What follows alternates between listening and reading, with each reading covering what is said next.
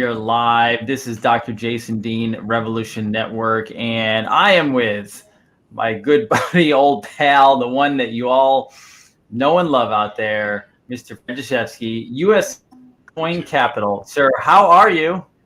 I am doing well, Jason. It is so great to be with you. We're having so much fun talking to your fans and your listening audience and the folks that we've been working with. It's really been a pleasure. So it's great to be back with you again.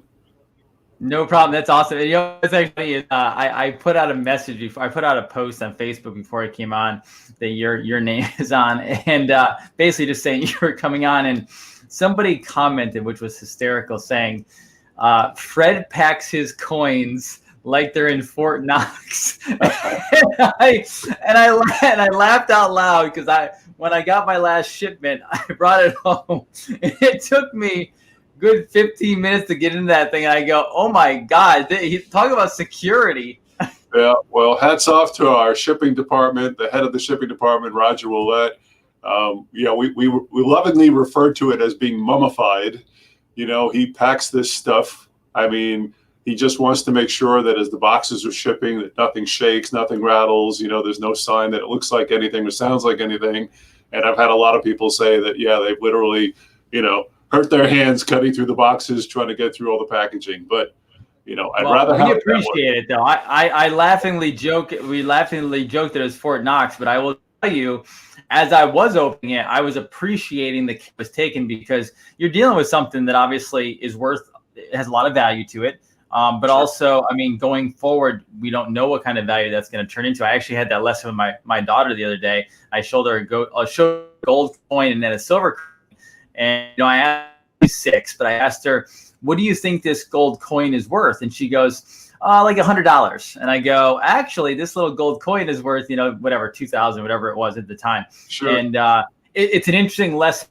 So we appreciate that very much. You guys have an amazing business for a lot of people. So thank you.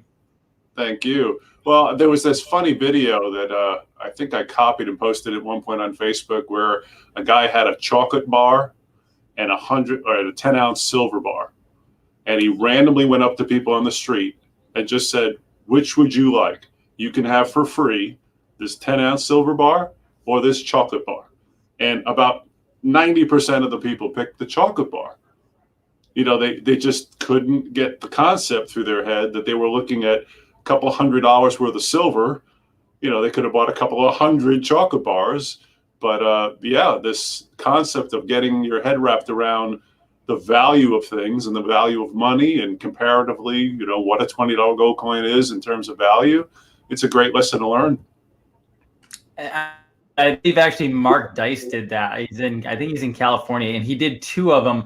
I think one was a silver bar, and then he also did, I think, a gold coin. I saw one, and the same thing. I think he offered it like he had to pay a bill. And so he said, for like $50 or $25, I'll offer you this gold. And it was some sort of gold coin. And he was right next to a coin dealer. And he said, we'll even go over and get it checked out, find out what it's worth. And they wouldn't take it. Sell it, yeah. That's too funny. Yeah, they would take it. So I look at this and it's somewhat humorous, but in a way it goes to illustrate the point that we have moved ourselves as a country so far away from the idea of gold standards on our money or a silver standard, not only just backing the dollar, but the physical gold or silver coins themselves. We're only a couple of generations removed from when these things were minted. I mean, 1964 was not that long ago. And yet, we have an entire generation of Americans who've never seen a silver or gold coin. And don't know that we ever had that as a standard of currency for the United States, or even remembering why that was deemed so essential and how it ended up that we now have this paper money that we print that's totally unbacked. And it's afforded the opportunity to have governments deficit spend where we are now, 28 trillion in the hole. As I was mentioning to you just before we came on camera, the U.S. entered a new club this month. We now are, along with Italy, Japan, and Greece, one of only 4 countries that have ever now had so much public debt held that the amount of debt held by the general public now exceeds the entire GDP of the country. So we added about 3.7 trillion in debt held by the public since the beginning of the year, and that's pushed us over $20 trillion held by the public, and that is a new record. So is the 3.7 trillion amount being spent in a single year. That is a monstrously large number and a completely new level of debt for the country to achieve. So that's a big deal. And if you could do me a favor for everybody, can you break down one, what that means, and then what the future of that looks like for our country and the world, honestly, because America, we dictate a lot of stuff and everyone's on the same reserve currency. So what does that mean? Well, it comes down to this. Up to 1964, we minted silver coins in the United States. Up to 1971, by law, the federal government could not print a paper note unless there was an equal supply of silver reserved somewhere in the Treasury vault. And the idea was to constrain the amount of money that would be printed to protect the sovereignty of the public's wealth. So we have protections as a country against things that we are concerned about. We have protections against search and seizure. We have protections against foreign enemies coming and creating problems within the United States. And one of the protections that we were granted early in American history was a protection of our wealth based on the idea that the monetary system itself was intact and supposed to be free of political influence or government spending out of control. And since we've removed ourselves from the standard, the government has been able to spend money it doesn't have because we have behind us a central bank, the Federal Reserve here in the United States, that will print any amount of money that the government uses it doesn't have in order to cover the shortfall. Now, what that means for you and I and everybody else out there is that we are subject to the value of the money that we have to labor for being changed without our say-so. So you work this week and you earn a certain amount of money, and the value of that money is subject to then change over time because we have no constraint on the number of these paper notes that are on back that can be printed. And that creates a really big problem for people who are trying to figure out, let's say 5 years from now or 10 years from now, how their wealth will be defined. Because if people are storing too much of their money tied to this paper note, and that paper note subsequently changes in its value before we get to spend it, then we're influencing the wealth of the public. And it is much more influential, in my opinion, than even a political influence. So I deem this right up there with the idea of who the president is or who we elect into Congress, the idea that our monetary system is so seriously flawed. And what we're experiencing now in America is absolutely unprecedented because the size of the debt that the US government has acquired has been accelerating like a chart that looks parabolic. I don't know if this is going to show up, but it's a tiny little print. Maybe you can just see the shape. No, so yeah, we can. That chart gets parabolic. Yeah. Okay. That's bonds. This is the amount of bonds that the U.S. Treasury has sold to the Federal Reserve that the Fed has added to its own balance sheet and has been buying in order to stimulate the economy since COVID. So we have added literally trillions upon trillions of dollars of debt to the United States. And the Federal Reserve has been trying to protect the public from not having a shortfall of cash by buying treasuries from the government. This is how it puts money into circulation. So you're the federal government, and I come to you as the Federal Reserve and say, here's $1 trillion from a checkbook that I am writing you a check from which there is literally no money. You will accept that check because the Federal Reserve Charter affords me and only me the legal authority to be able to write this check to you. You then give me $1 trillion worth of bonds. So these could be 10-year notes, 20-year bonds, 30-year bonds from the US government that pay a minimal amount of interest. You now have this cash that I've given you from this check, which you can then use and spend into the economy in any way you see fit, and have to pay back to the bondholder, me, the initial principal and the interest payments over time. But this way we can get money into circulation. So the Fed has spent over $4 trillion just this year providing this liquidity to the US government in the form of bond purchases, just to make sure we don't experience the financial crisis like what 2008 looked like, which was a very serious lack of liquidity in so many financial institutions that it was hard for anybody to borrow money. Banks had a hard time lending money. Businesses had a hard time conducting commerce. There was a serious lack of liquidity. So the Fed has gone on steroids, overboard in this COVID crisis to make sure liquidity was not an issue in this particular environment. And because of what they've done, we've had plenty of money out in circulation. But now all that money that's been added into the economy has got to have an effect on all the existing dollars that were already out there, because we've now diluted the value of the previous existing money by adding all of this new unbacked currency. And I think it was Jerome Powell, I think, was it last week? I don't even remember what day it was at this point, but Jerome Powell came out and he talked about essentially, I don't know if he called it infinite banking, whatever it was, but basically, I remember him saying 2%, and they're going to try to, basically inflation's coming. If this current financial model sticks and what they're trying to do, what does that look like based on what he said? Well, what he said is that the Fed has target rates. So, for example, if inflation becomes too much of a problem within an economy, the response from the central bank is to slow down the flow of money. And the way they do that is they raise interest rates. And the thought process goes that if I'm going to charge more for you to borrow money, you'll borrow less. So, for example, the fact that the Federal Reserve has manipulated the economy to drive interest rates down to zero, it has created, for example, a housing bubble that we're currently experiencing.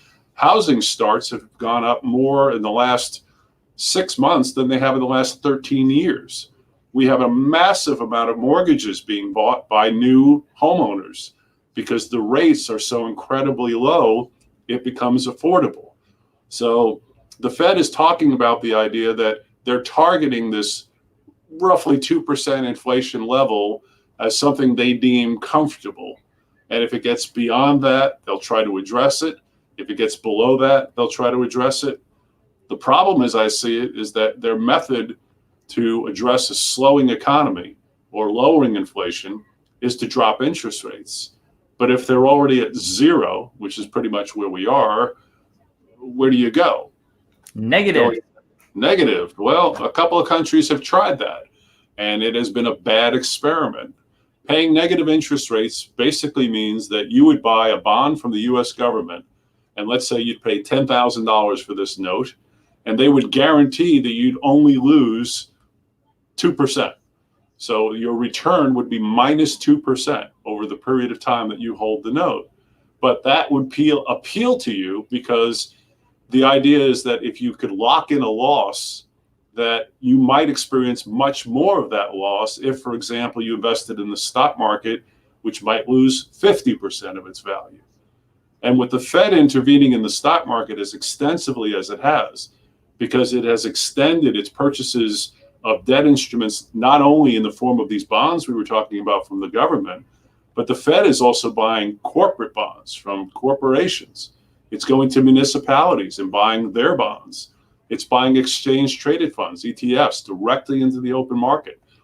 The plunge protection team, as we call it, has clearly stepped in to support the stock market. Well, what happens if the Fed pulls all of those resources away? Well, then the stock market volatility is going to increase dramatically, and it might experience a huge fall off in value.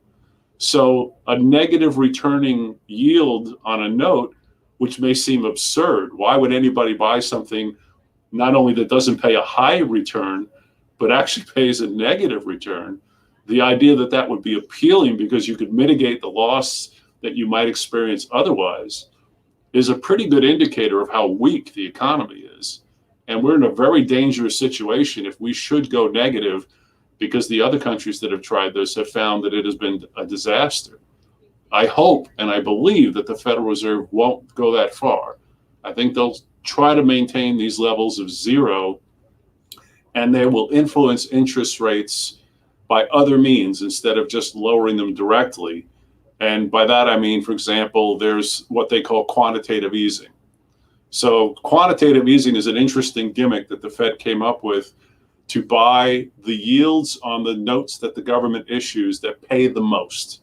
And those would be the longest term yielding investments. So the 30-year pays more than a 1 year or a 2 year. Because you're required to hold it for a lot longer, they'll pay you a higher yield. So if the Fed buys up all of that long-term debt, all that's left is the short term that pays less. By them doing that, they keep interest rates lower. It's almost the same as if they mechanically lowered it directly. And all these gimmicks that the Fed has had to play are because we are in this disastrous economic environment where the government owes $28 trillion in debt already. We're adding $3.7 trillion more this year. And according to the OMB, Office of Management and Budget, we're going to average a deficit every year going forward of at least $2 trillion. That's 3 times what it was 2 years ago. And we've already spent more money pumping into the economy this year than the entire year following the 2008 fiscal crisis, which was the largest financial disaster the U.S. has experienced since the Great Depression in 29. Wow. So I have a question that I used to be in the Ron Paul world of I love Ron Paul. Audit, and I still love Ron Paul. But I've been taking up this theory and ideology sense, and that is to beat a mafia, you got to kind of play the mafia. And is it possible that Audit the Fed was almost like too nice, as in, oh yeah, well they'll just let us audit them, and then if they did something bad, we'll slap them on the wrist and we'll put it back to the Treasury and we'll get this gold standard back. Almost like it was too nice of a way to do it. Now we have the current president, whether good or bad, doesn't matter from a finance standpoint. Is it possible? Because in reality, as Americans, we did not ask for the Federal Reserve. So yes, technically we owe money to the Federal Reserve, but in reality, it was a criminal enterprise to begin with. Could you technically, and I'm playing pie in the sky, could you technically bankrupt the Fed and just end it if you had someone willing to take on that dangerous project? Okay, so in order to end the Fed, it would have to be an act of Congress because that's where the Fed derives its authority. So most of the powerful entities within government derive their authority directly from the United States Constitution. So, for example, the executive branch, all the powers of the president, they're specifically derived through the Constitution of the United States. The legislative powers, like the powers of the Supreme Court, all are directly derived. The Constitution spells out their authority. The Federal Reserve's powers are a little more tenuous because they were not granted authority under the Constitution. Congress was granted the authority to manage money and establish the value. Now, the way we ended up with the Federal Reserve was, as you put it, it was somewhat conspiratorial.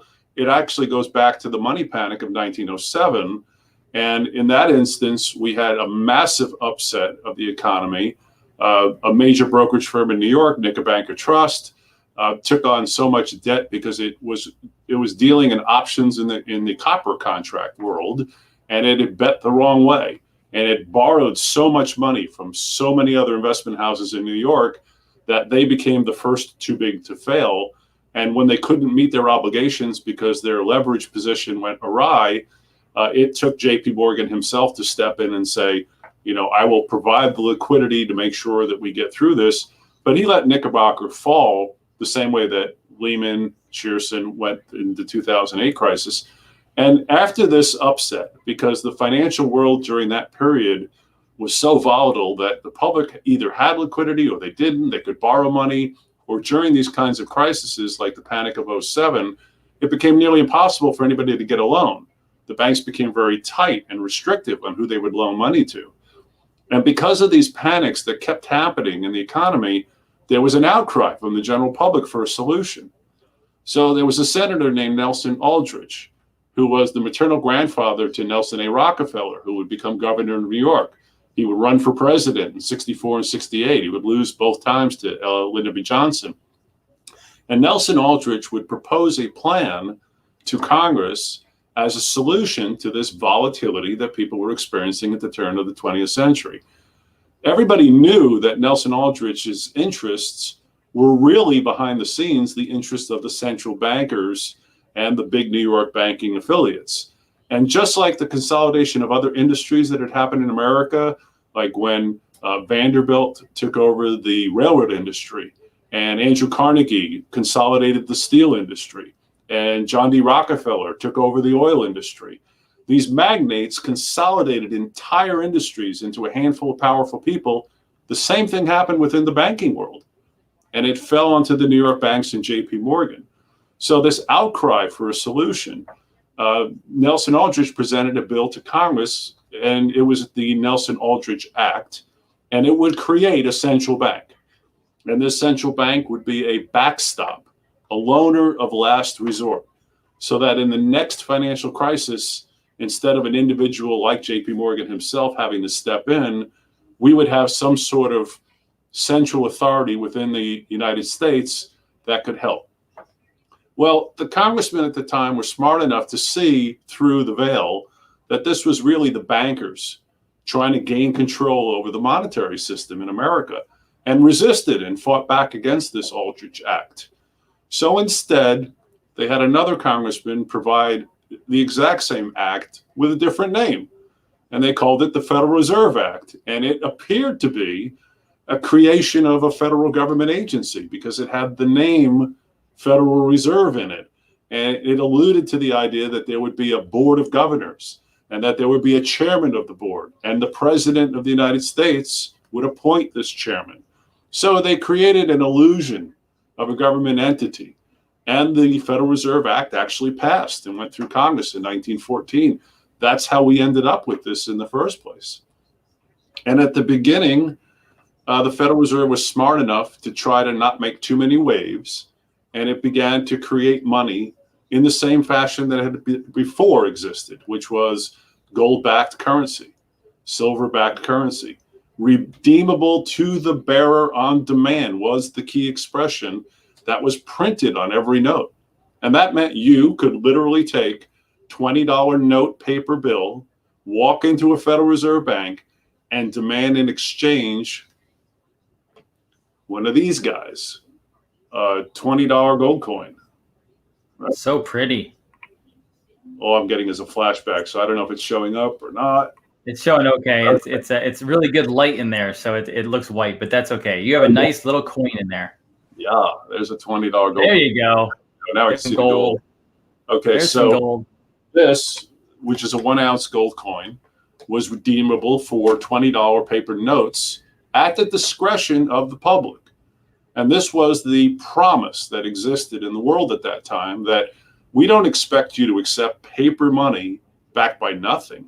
We're guaranteeing you by law that anytime you feel compelled and don't trust this paper note, there is a gold coin sitting in reserve available to you. Well, after a while, the Federal Reserve began to print more notes than there were actual available amounts of gold. And it began to create a kind of a surge in the economy, a free-flowing pile of money pouring through. And it created what we ended up referring to as the Roaring Twenties. So by the 1920s, money was flowing through the country. Cheap money was everywhere. But it was creating an inflationary problem that was building and building and building. And as the Federal Reserve bankers began to recognize the gap between the gold reserves and the amount of paper getting wider, they gathered up all the paper money they could get, and they walked to the window to do the redemption, until they had stripped the supplies of the gold and left the public holding all these paper notes and not a sufficient amount of gold anymore left to be redeemed. And now we have a problem. In those days, if I did turn in a $20 note for that gold coin, they had to destroy that paper note so that it couldn't recirculate and come back in redeemable again. Well, this created a two-way vacuum. The gold is getting sucked out of the treasury, and all these paper notes are getting destroyed. By the end of the 1920s, there literally was an absence of cash, which is what a depression is by economic definition. It's unlike just a slowdown in the economy. It literally meant there wasn't enough money. If you had to pay an employee, there simply wasn't cash available to hand to him. He couldn't cash a check for the paper because there simply wasn't enough of it. And as the country went through this massive problem, the solution was offered by then President Roosevelt. And he went to the general public and said, we have a fiscal crisis. We need your help. The government is out of gold, and we can't print any more money if we don't have any more gold. So we'd like you to give us your gold. Turn it over to the government. We will exchange that for these paper notes with a problem. It was not a good sales tactic. Yeah, well, it was a help your country type of pitch. It was do the thing for America. And back in those days, people were much more aligned to that kind of idea. I think there would be a lot more resistance in the modern world if they attempted something like that again. But the public went for it and turned over their private gold. And then the government was able to replenish the treasury vault and print more money to move us out of the Great Depression. And that's how the problem was resolved. But what changed in that period was critical, because the redeemability clause was removed. So the promise was, give me your gold as a private person. I am your government. I will give you this paper note. Now, you can't redeem it anymore for gold, but I promise you I will maintain the gold standard against that note. And that, of course, didn't last very long. If we move forward after the 1930s, even by World War II, early 1940s, we were already printing so much money beyond any amount of gold, the reserves that could have existed at the time. And little by little, we would simply remove the promissory percentage from 100. Eventually, Congress said, well, the public can't redeem this directly for gold anyway. Why should we keep 100% reserve? What if we only kept 75%, and then 50%, and then 30%? And by the time we achieved the 1970s, Richard Nixon had already moved from gold to silver just as a last-ditch effort to try to maintain some standard against the dollar. But even by 1971, that became impossible. And we stripped the US dollar of all of the financial metal backing. And then post-71, since then, every paper note that we have printed as a country has been completely unbacked. And if it weren't for that, we wouldn't have 28 trillion worth of debt. We wouldn't have a government being able to deficit spend 3.7 trillion a year that it doesn't take in. We wouldn't have the ability to bail out financial institutions or an entire economy every time a bubble was created, which are inevitable when you're gimmicking the whole monetary system. You're going to find that you're going to create bubbles everywhere. It's just going to keep showing up. And each one successfully that we've had in the 20th century and now 21st century, they've all been progressively larger than their predecessors by vast margins.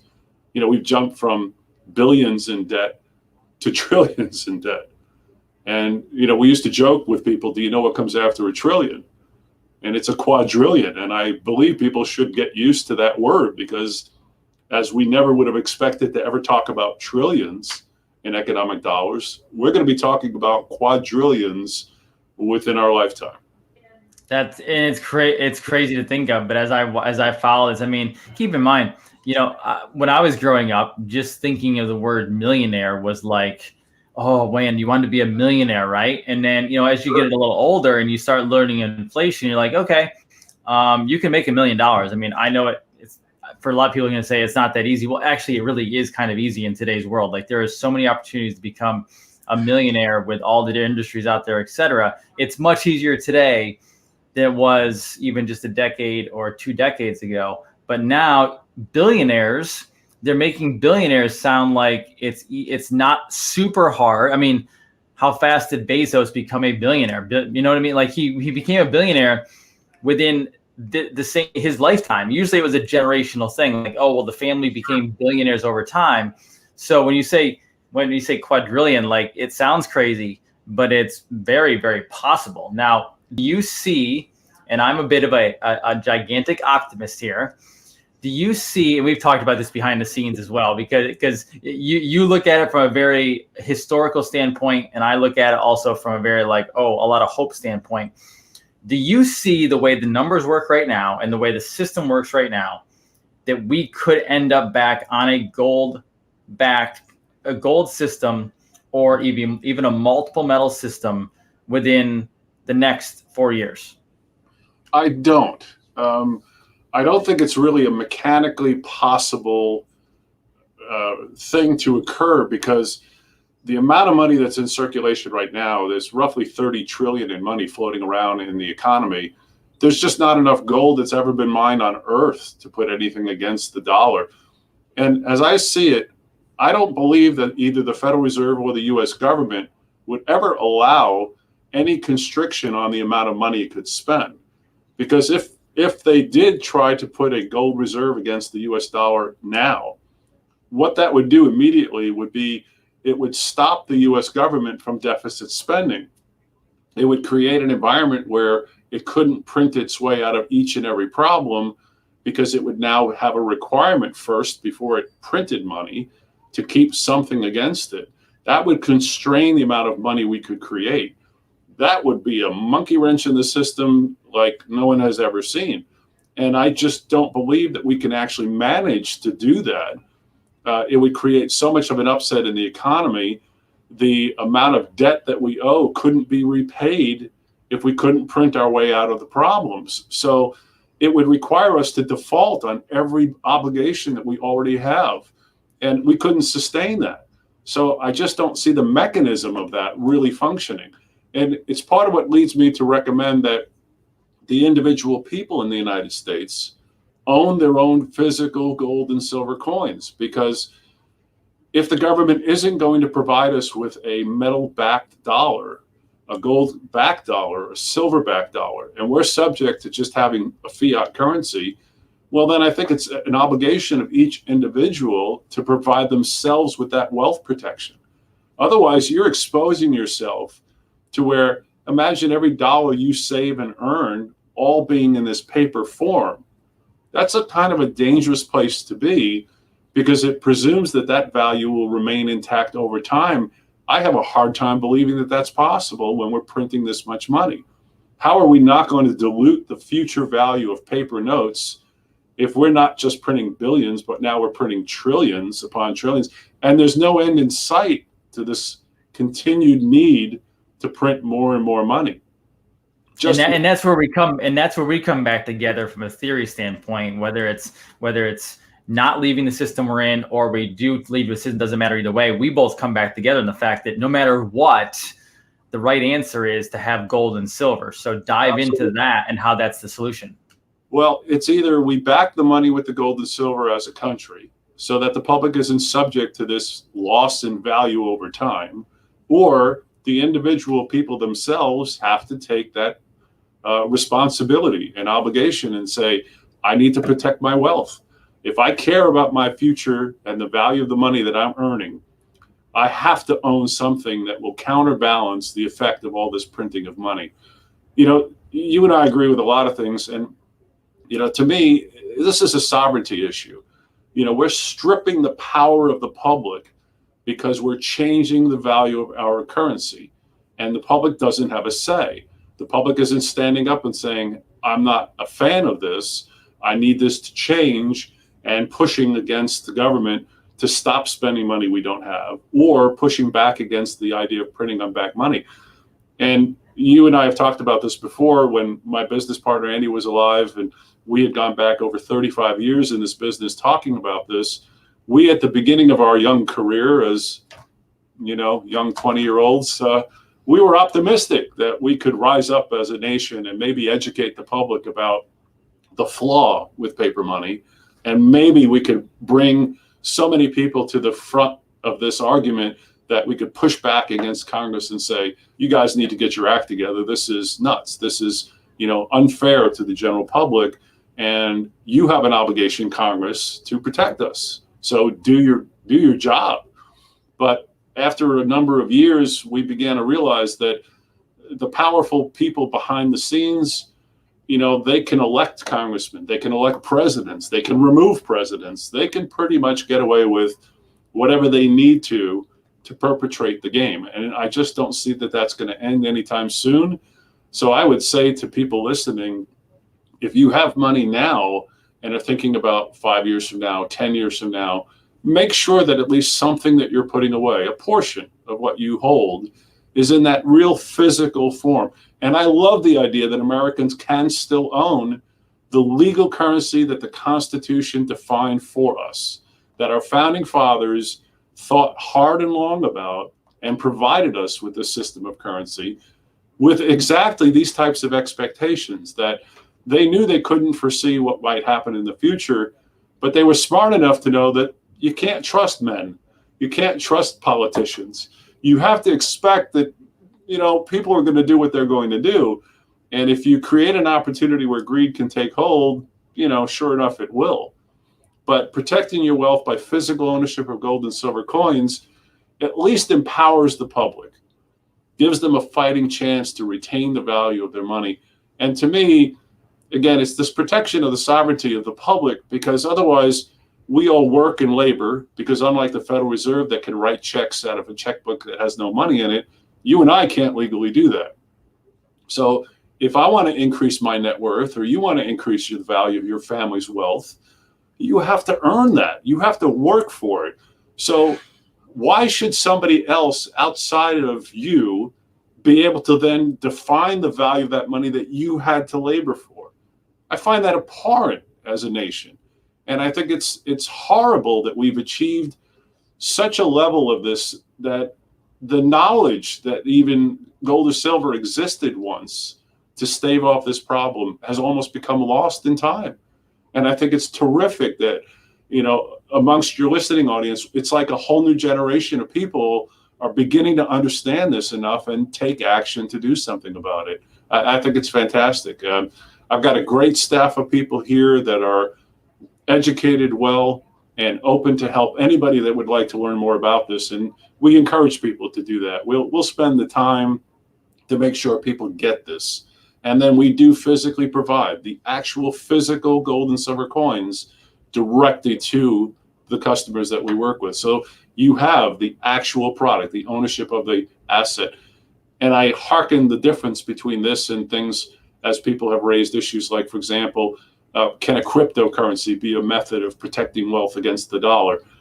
To me, I can't put these two things the same, because the crypto world is just not mature enough yet to really even be considered an investment.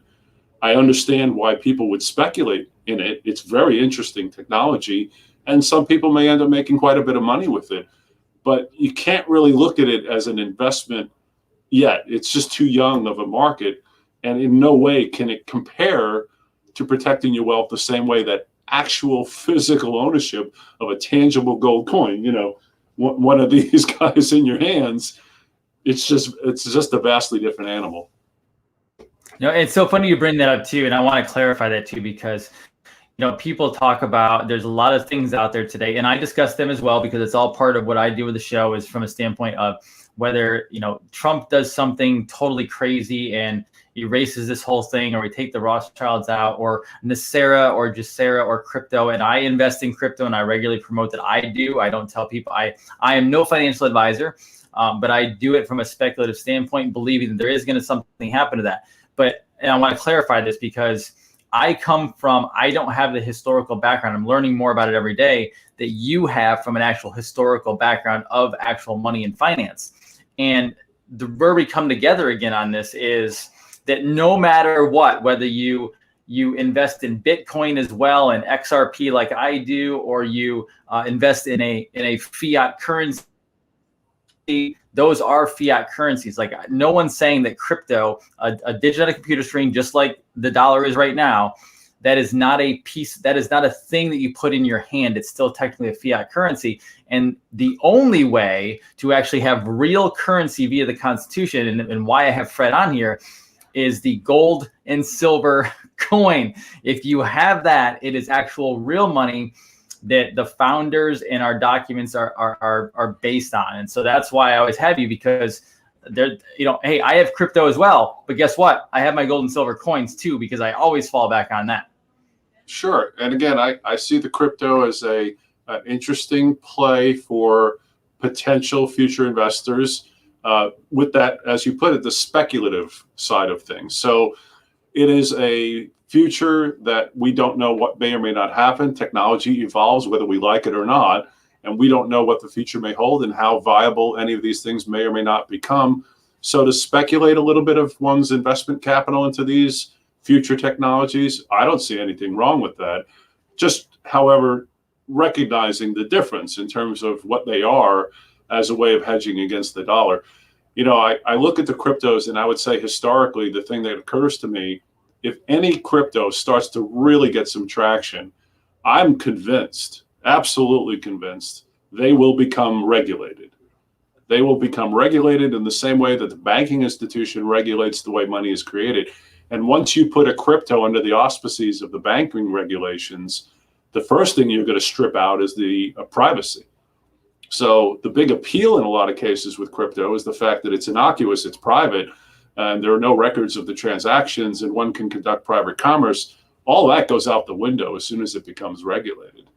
And we have seen a few of the cryptos that have blown up. That's inevitable in a new market and a new economy and a new product. There will be a shakeout. Some will survive, some will fall.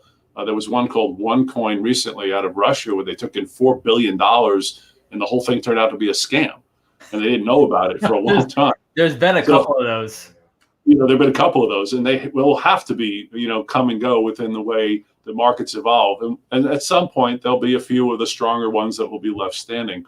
But again, I don't want to take away anything from those people that like to speculate, because who knows? You could hit a home run with something that you're buying for pennies on the dollar that could be worth a lot more than it is currently in the future.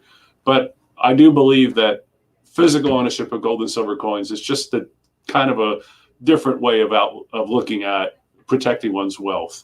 And I love the idea that we can, as Americans, own constitutionally issued money, because like the legislative branch and the executive branch, the Constitution provided us with a definition of what money is supposed to be.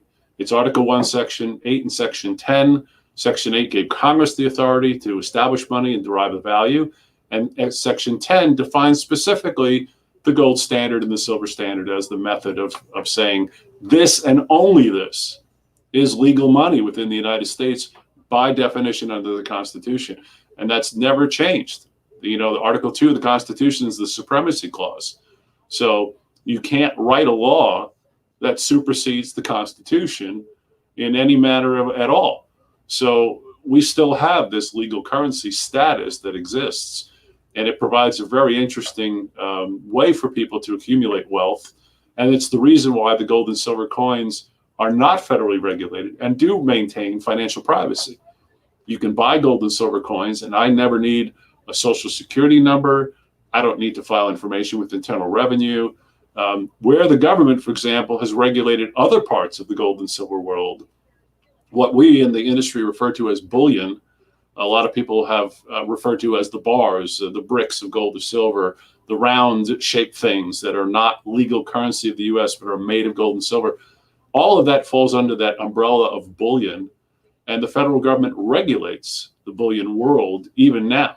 And those regulations may become much more strict as time moves forward, including the remote possibility of another outlaw of the private ownership legally of gold or silver, which would never apply to coin, but would apply to anybody holding bars. And I prefer the bars. I prefer the gold and silver coins over the bars, not only for that reason, but also if you think about this, this is really kind of, to me, the most important variable. In 1933, the US government ended the production of these $20 gold coins. They have not made another one since, and we cannot go back in time to produce more. The silver coins ended in 1964. So the supply of those things that exists today in 2020, well, that's it for your children when they grow up and their children when they grow up. There can never be any more of these things added into the economy than what already exists. That fixed supply is a huge advantage to somebody putting these things away. And I believe at some point there will be such a lack of these things available, they may not be accessible for an average person. Only the very wealthy may end up being able to own them. So I think while we can still get them and they're still reasonably priced in the world relative to these paper notes, I think people owe it to themselves to accumulate a portion of their wealth in that form. It's so well stated too, because I wish more people, and we'll keep plugging it out here, I wish more people had the numismatic coin education, because I see a lot of people right now who are in they're going in the right direction and they know gold and silver, but they're buying up bullion like crazy. And I see people posting pictures of their bullion, and yeah, great, it's gold and silver, I get it. But what they aren't realizing is that, again, if it was called in, or and you're paying the same money. I don't know why. Like in my head, I'm like, I want actual money in my hand. If I'm paying the same amount, I don't want a pretty design. I want the minted currency. That's what I want. Yeah, I'm a big fan of the physical coins. Now, I've worked with rare coins for 35 years, and so we've dealt with not only the more common ones, which don't sell for much more than the metal they're made of, all the way through to the rarities. In some cases, there have been, I think I mentioned before, over 100 coins that are worth $1 million a piece. So there are coins in the $5,000 and $10,000 and $25,000 range that are extraordinarily rare, that perform well for investors long term, but it doesn't take that valuable a coin to own something in the form of gold or silver coins. So I do think it makes a lot of sense. And I would say that, relative to paper dollar, I'd rather see people have bullion than nothing. But between the two, I think there are some distinct advantages to the coin side of the world. And again, I've always been a big fan of the idea that, somehow there's something essential to the idea that as Americans, we own our currency of our nation. And this was what we were provided. And I think we should each have some part of our wealth in this form. Imagine how empowered the general public would be if more than only 3% of the American public owned physical gold or silver coins, if 90% of the public owned gold or silver coins. We could make some serious changes in the economy with that kind of backing. Right now, it's a limited number of people that have these, but I'm a big fan of the constitutional concept because I have read what went into it. It wasn't merely an arbitrary decision that they said, oh, let's just make gold our money. Now, these were very smart guys. I mean, when James Madison and Thomas Jefferson, when they talked about what should constitute money and argued against guys like Hamilton, who wanted a central bank even back in the 1790s, these guys were lawyers. They were well-educated men. They'd studied banking and studied the history of it and seen the influences of banking, even on kings, and came to understand how essential it is to a government and a policy for the public to do something that protects the wealth of the people.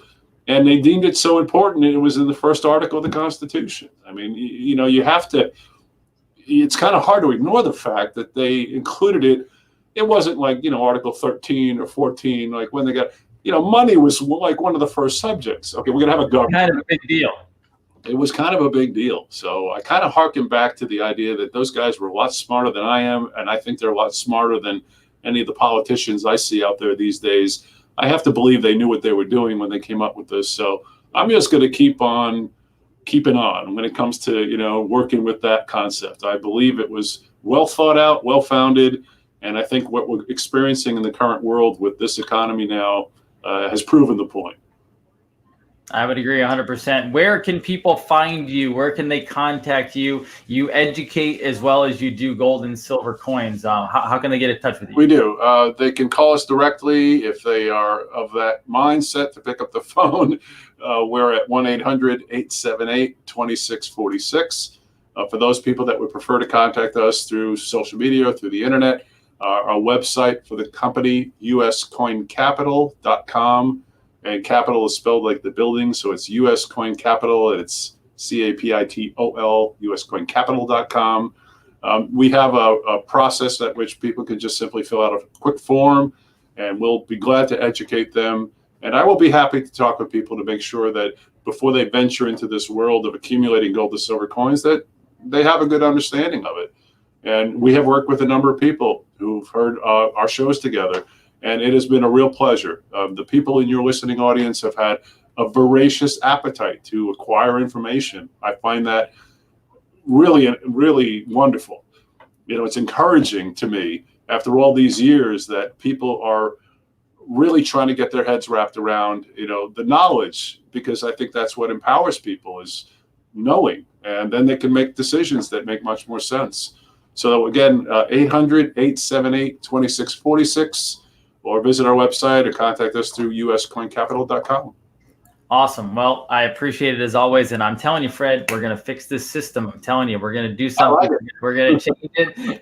I'm going to bring you over to my side, and we're going to take your history and we're going to bring it over. We're going to put this gold standard back in, and it's going to be done correctly. But I, as always, appreciate your education. And that's the reason why I've used you from the beginning, is because between you and when I listened to Andy, it was the only company or the only organization out there who wasn't just selling a coin. It was literally hours upon hours upon hours of information and education and history lessons, literally, before you even decided if you wanted to invest in that area. And then even if somebody said no, it was okay, no problem. It's not for you right now, but the education will always bring them back in the end. And I really appreciate that from you. Yeah, I think it's critical. We have dug into this for 37 years, and I'll tell you, it's time consuming, so I wouldn't suggest that anybody necessarily can. But for those people that do, if you research the history of the dollar and the history of money in America and look at this battle and how long this battle over the control of money has been going on, it goes back to literally to the days of Andrew Jackson in the 1830s, fighting against the second bank charter. It goes back to the 1860s when the first paper money, the first greenbacks in America were printed. The battle between whether states could issue their own money or whether you and I could set up a private bank and print Jason Dean dollars. And eventually having that all compressed to the point where once that Federal Reserve Act was passed, that only the central bank could print money, and it eliminated the states' rights. Half the battle over the Civil War was pushed back by the southern states when they were being told they couldn't have their own bank anymore, that they had to accept this federal money coming from the north.